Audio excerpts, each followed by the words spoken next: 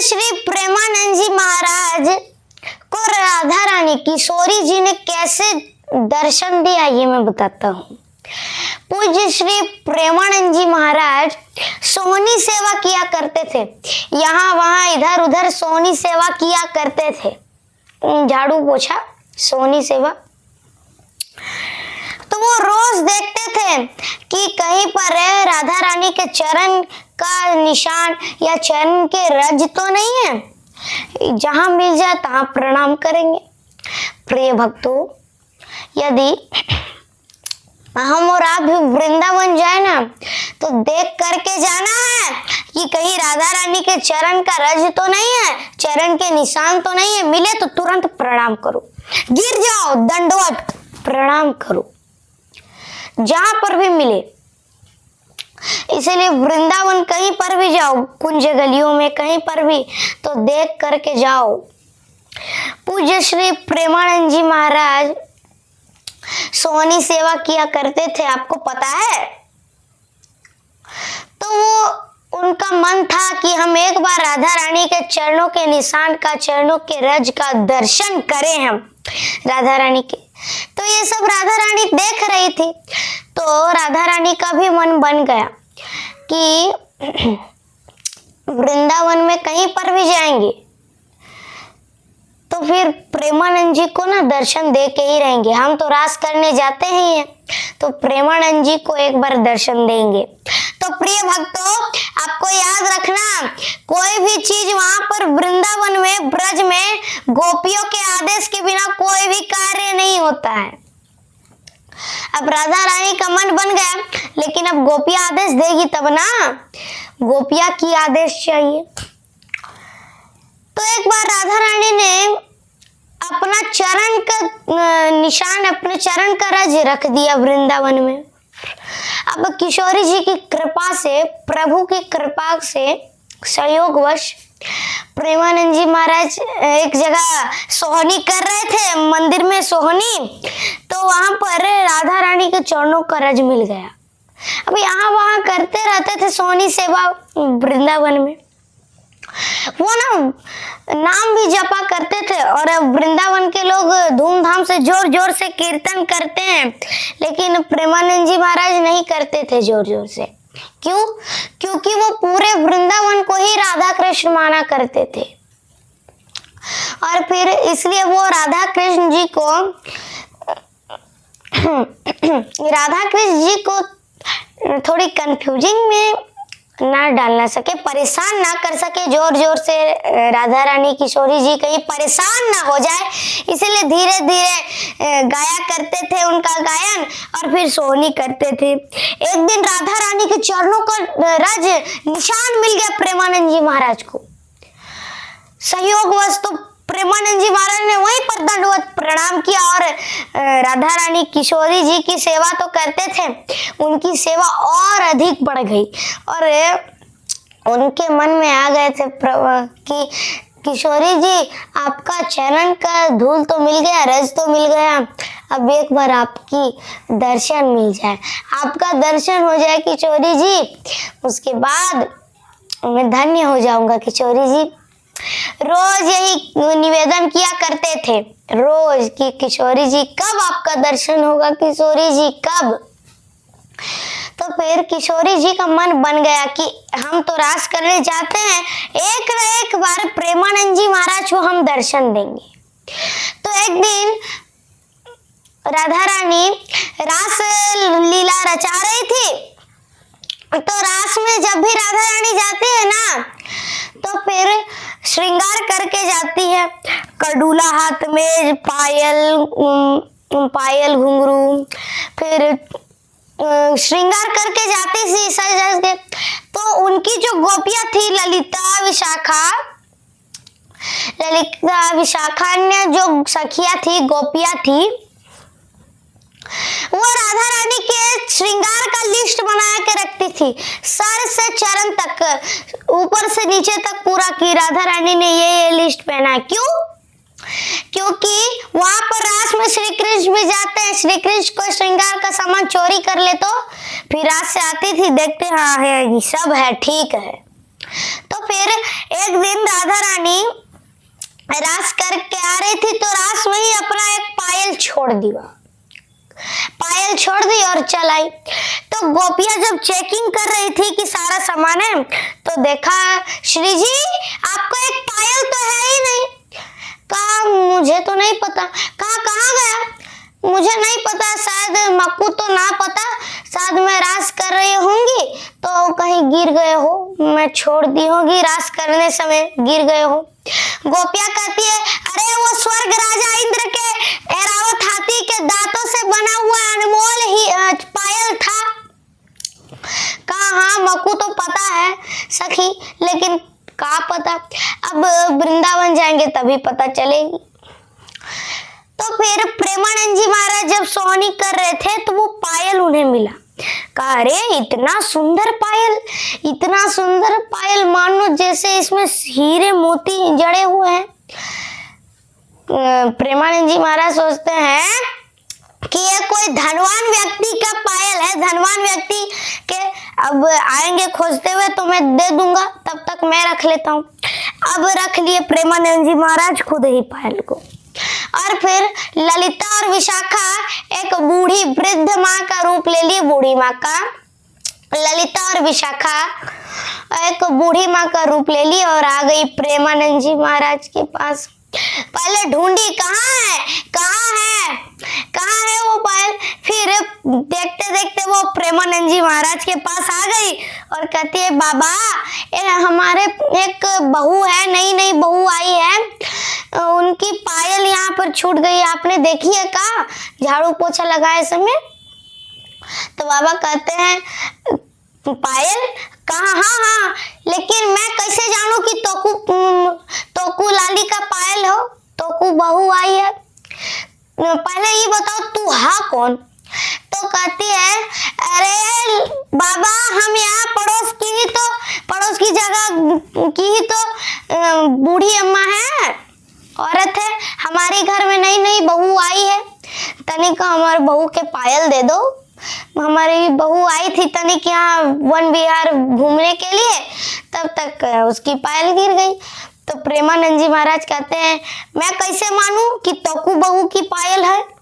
पहले बहू को लेकर के आओ, फिर बहू के पास, हमारे पास एक पायल है, बहू के पास एक पायल होंगी ना, बहू को लेकर के आओ, हमें चरण में दिखवाओ कि हाँ उसी तरह पायल है, तब मैं दूंगा। यहाँ इस कलयुग में बहुत पापी है ना, कोई भी देख लेता है कि ये अच्छा इतना बढ़िया सोना चांदी का पायल है तो मांगने लग जाता है।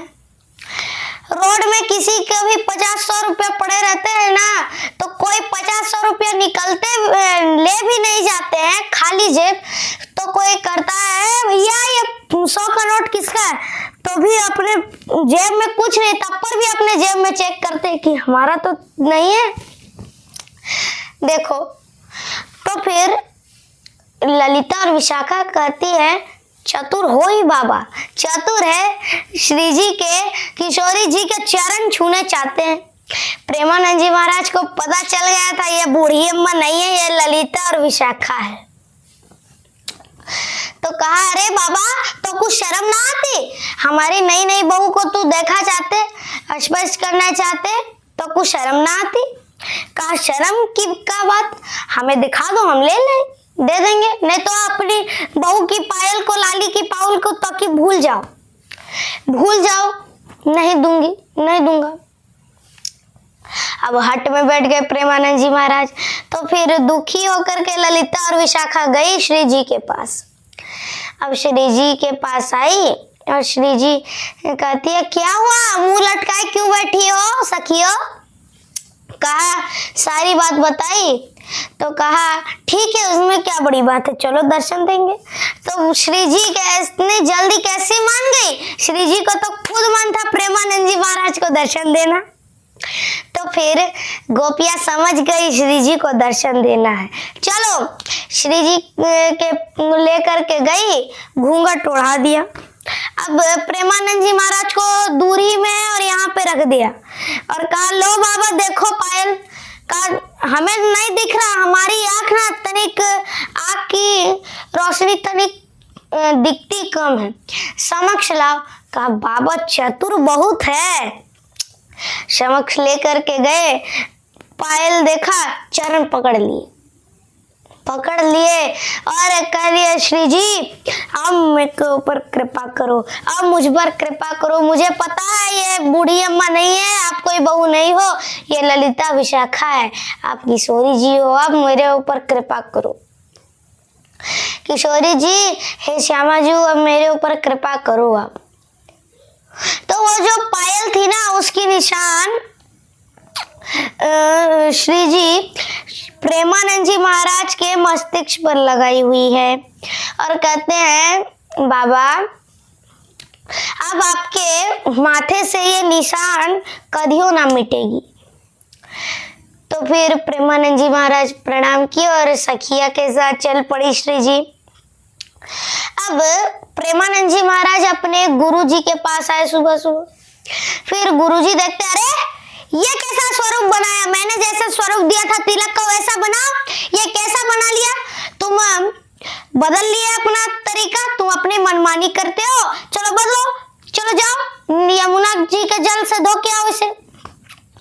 तो प्रेमानंद जी महाराज कहते हैं कि गुरुदेव अब बताए कैसे, लेकिन गुरु से सत्य बात करनी चाहिए, सत्य बोलनी चाहिए गुरु से। कहा, गुरुदेव क्या बताओ, ये किशोरी जी की चरण की इनकी पायल की निशान है, किशोरी जी ने मुझे दर्शन दिया है। गुरुदेव कहते हैं, हाँ, जैसे तुम सबसे बड़े भक्त हो ना, परम भक्त, जो दर्शन दे देंगे तुम्हें किशोरी जी। कहा, बाबा सच में? कहा, चलो चुपचाप से नौटंकी ना करो, चलो जाओ यमुना जी के जल से धो करके आओ, उपवास बहुत कर लिए। अब कहा, ठीक है। अब प्रेमानंद जी महाराज, गुरु की आज्ञा थी तो किशोरी जी की भी चरण पायल की रच क्यों ना हो, लेकिन धोनी पड़ेगी गुरु की आदेश से।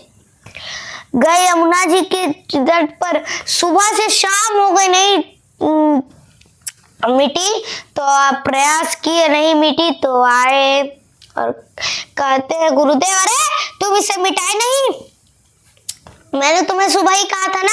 तो कहा, गुरुदेव मैंने सुबह से शाम तक अभी तक मैंने प्रयास किया, नहीं मिटा, ये किशोरी जी का ही है, तो चाहे आप ही प्रयास कर लीजिए। तो गुरुदेव कहते हैं, हाँ, तुम अपने सिर मुझसे छुआना चाहते हो ना। तो फिर वो जो उनके गुरु थे ना, प्रेमानंद जी के गुरु, वो श्री कृष्ण के मित्र सुबल जी का चयन किया करते थे, सुबल जी का ध्यान किया करते थे, क्योंकि जो ठाकुर जी से मिलने, ठाकुर जी के मित्रों के ध्यान करेंगे वो ठाकुर जी से मिलेंगे, और जो किशोरी जी के अर्थात गोपियों की ध्यान करेंगे वो राधा रानी से मिलेंगे। तो जिनको राधा रानी से मिलना है गोपियों का ध्यान करो, जिनको ठाकुर जी से मिलना है वो उनके सखाओं का ध्यान करो। तो उनके ठाकुर जी के अनेक सखा है, मधुमंगल अनेक सखा, तो उनमें से एक थे सुबल, उनका ध्यान किया करते थे। तो कब प्रेमानंद जी कहते हैं, हे राधा रानी, हे किशोरी जी, आप कुछ कीजिए। तो राधा रानी ना उस सुबल को इशारा करती है और कहती है, जाओ, मैंने एक अपने प्रिय भक्त को दर्शन दिया है, लेकिन उसके गुरु ही तुम्हारा चयन करते हैं, वही उनके गुरु है, वो उन पर विश्वास नहीं कर रहे, जाओ सुबल, जा करके बताओ उन्हें। तो फिर सुबल जी गए, प्रकट हो गए, एकाएक रोशनी दिखी, सब प्रकट हो गए। तो गुरुजी प्रणाम करते दंडवत कि प्रभु आप कैसे हैं। प्रभु ने कह दिया, इन्हें राधा रानी ने ही दर्शन दिया है। फिर वहां से बता करके संदेश दे करके चल गए। उसके बाद गुरु को बड़ी गिलानी हुई कि मेरा शिष्य है, वो उसको राधा रानी दर्शन दी और मैं उस पर विश्वास ना किया, मैं कैसा गुरु हूँ। और अपने आप पर ग्लानि करने लगे। अपने और भी जो अनोखे अनोखे शिष्य थे उनसे कहा, अब मैं इस पाप का प्रायश्चित कैसा करूं, कौन सा पाप का प्रायश्चित करूं, मैं इसका कौन सा दंड मिलना चाहिए, मुझे दंड मिलना चाहिए। देखिए, गुरु अपने शिष्य को डांट सकता है, लेकिन जब प्रभु दर्शन दे दे और डांटे, विश्वास ना करे, तो गुरु कहते हैं नहीं, मुझे दंड दो। तो उनके खास शिष्य कहते हैं, तो प्रभु आप एक काम कीजिए, आप दंड उत्सव बनाइए, आप अपने जीवन भर की सारी पूंजी लगाइए और संतों की सेवा कराइए और उनको दंडवत प्रणाम कीजिए और क्षमा मांगिए। तो फिर जीवन भर की पूंजी तो नहीं दे पाते, तो 3-4 साल की जितनी भी पूंजी थी सब लगाई, सारा पैसा खर्च किया और संतों की सेवा कराई और दंडवत प्रणाम किया और कहा मुझे क्षमा कर दीजिए, मैं कंठी लेने के बाद भी मांस का सेवन किया हूँ, और क्षमा मांगे। और धन्य थे प्रेमानंद जी महाराज जिनको राधा रानी दर्शन दिए। तो हमें भी राधा रानी का बहुत भक्ति करना है। और जितने भी लोगों को मुझसे जो भी प्रश्न रहेगा ना, हमारे वीडियो के कमेंट सेक्शन में वो प्रश्न लिख दीजिएगा। संडे की अर्थात रविवार की कथा को उस प्रश्न का उत्तर मिल जाएगा। और साथ साथ अपना स्टेट और डिस्ट्रिक्ट भी लिख दीजिएगा ताकि हम भी देखें हमारी कथा कहाँ कहाँ से लोग सुनते हैं। तो आइए कथा में डुबकी लगाते हैं। धन्य थे वो प्रेमानंद जी महाराज जिनको किशोरी जी दर्शन दिए। तो किशोरी जी को नाथ को कभी भूलना नहीं है। हे नाथ मैं आपको कभी भूलूं नहीं। तो प्रेम से बोलिए राधे राधे।